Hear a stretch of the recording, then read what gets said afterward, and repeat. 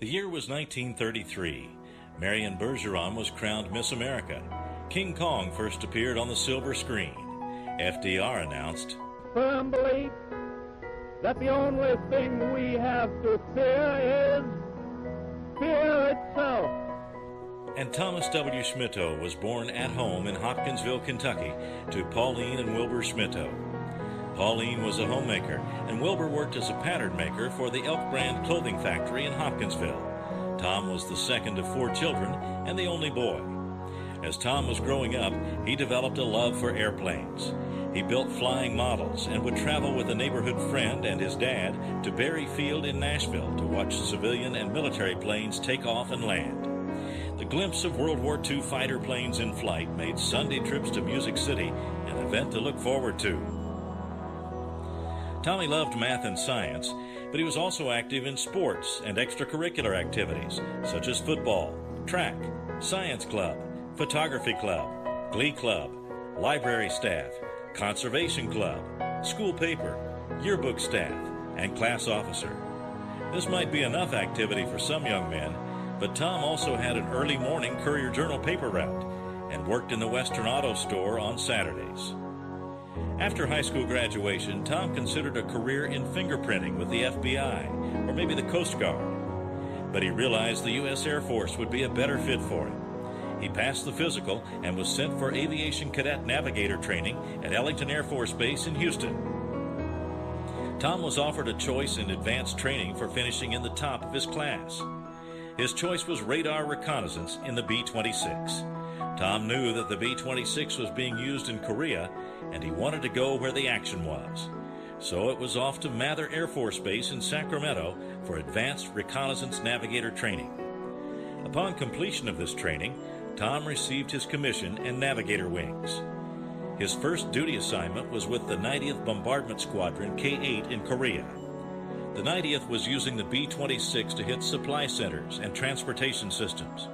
The 90th needed navigator bombardiers. So Tom settled into the right seat for the flight to the target and then crawled forward to the Norden bomb site for the bombing run. When the U.S. withdrew from Korea, Colonel Schmittou was pulled back to Tokyo for 6 months and then back to Shaw Air Force Base, South Carolina. He was assigned as navigator on the high-altitude B-57 until their complement of B-47s arrived, and that would require more training in California. It was in Sacramento at a friend's 4th of July picnic where Tom met Joanne.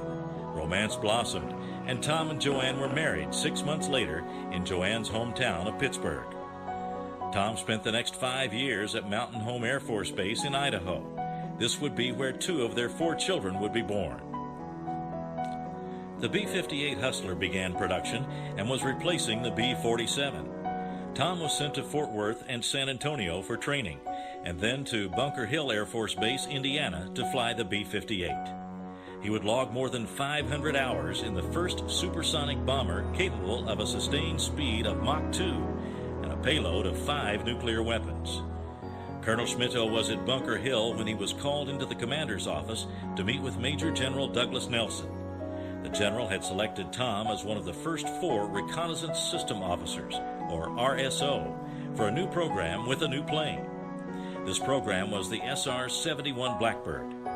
Tom would need to pass an astronaut physical and complete training at Lockheed's Skunk Works in Burbank.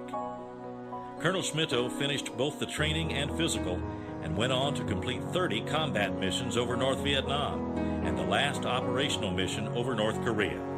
There were 32 Blackbirds built, and none were lost to enemy action, although 5 countries vehemently tried.